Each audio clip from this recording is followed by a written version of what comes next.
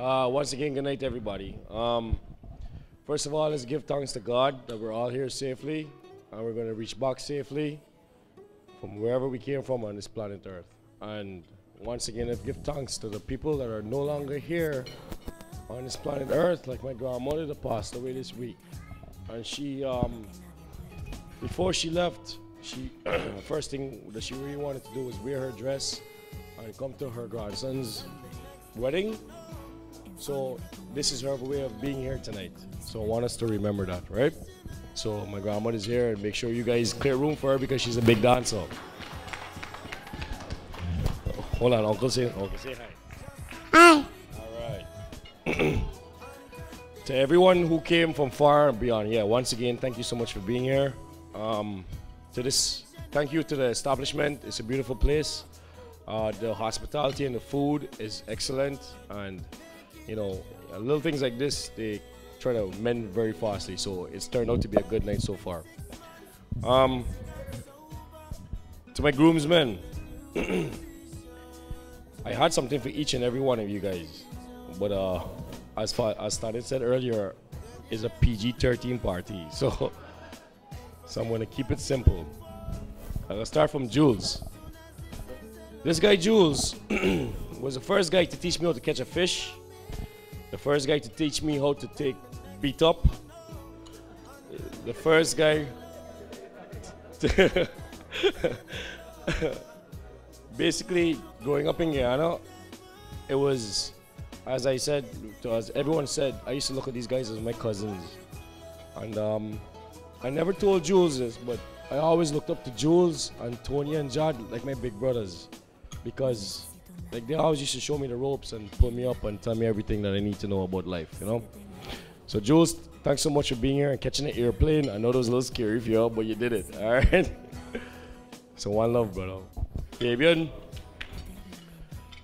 I don't know what else to say, man.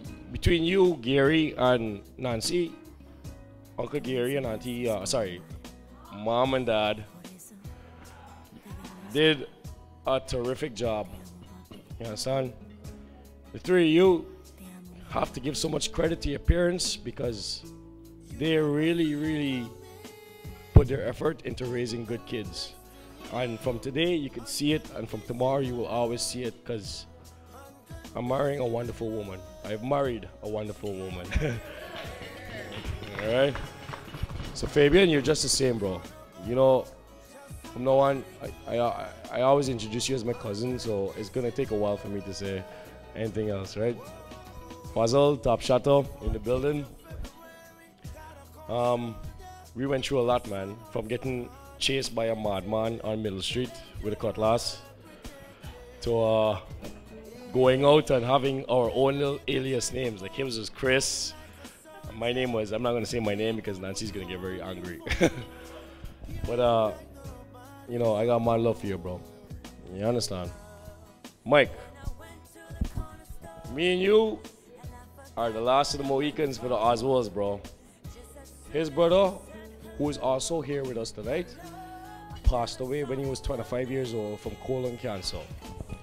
And the reason why I'm bringing this up now is because I myself should be getting checked on a regular for like stuff like this. And if there's anyone out there as a man, you know, don't let nobody tell you that you're too young to get checked for anything in relating to something like this, because it can happen to anybody. All right?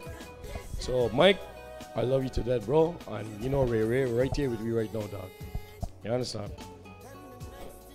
Drew, I gotta tell you a quick story about this guy. So he's laughing me whole week, right? Whole week he laughing at me. He tell me how I crying. He laughing at me, right? So when we were kids, like I average we were like about 12 years old, 10 years old. He's a year younger than me. Both of us got food poisoning. So we were at the doctor's, and he's sitting on my mom's lap, and he's watching me about to get an injection in my butt. So he's laughing, He's laughing, right? As I'm crying my tears out, and I'm getting this injection. Little did he know that he was next in line for this injection, which he ended up getting, and he ended up crying for himself. And the reason why I'm using this as an a story of reference is because since he's been laughing at me this whole time with his wedding experience, he's now engaged. So congratulations to that, and I will be laughing at your ass. I'm just letting you know right now, all right, bro? One love, man. And to this, I don't know, kind of good-looking guy over here. This is my best man. I met Isan when I met Isan before as a kid. I have a very, very vague memory of him when I probably was visiting with mom to Jersey or something, right? So the next time I met him is when I actually moved from Guyana, and that was in 2003. And from the first day I met this man, and I met him as my family, like there was such a good vibe between the two of us. And he showed to me, and he still shows to me, what is it to be a respectable man. This man here is a dedicated father and a dedicated family member to everybody.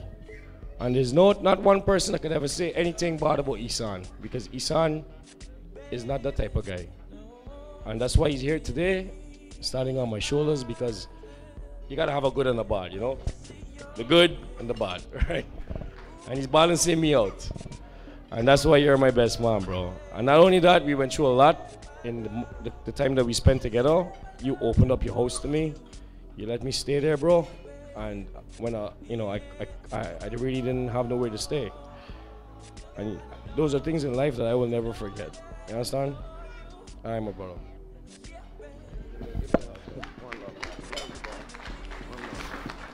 Quick word to the ladies, and I'll go into detail because Nancy could do that. But you guys are a very beautiful set of women right now, even though you're like about to give birth like tomorrow.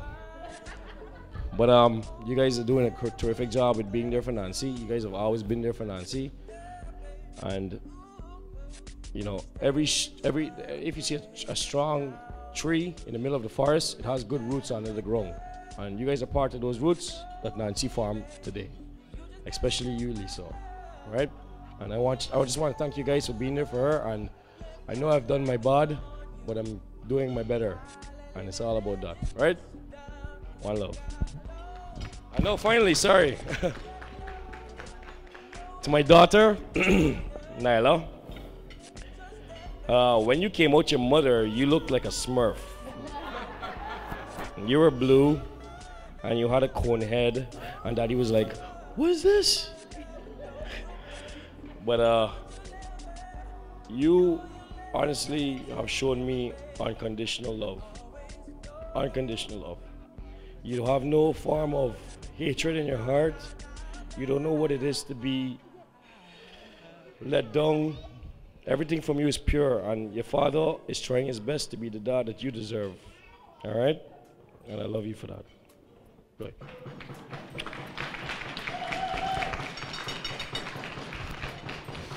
And now finally, to this beautiful woman next to me here that I'm now calling my wife. Officially. Because I've been calling her my wife since I was like 15 years old.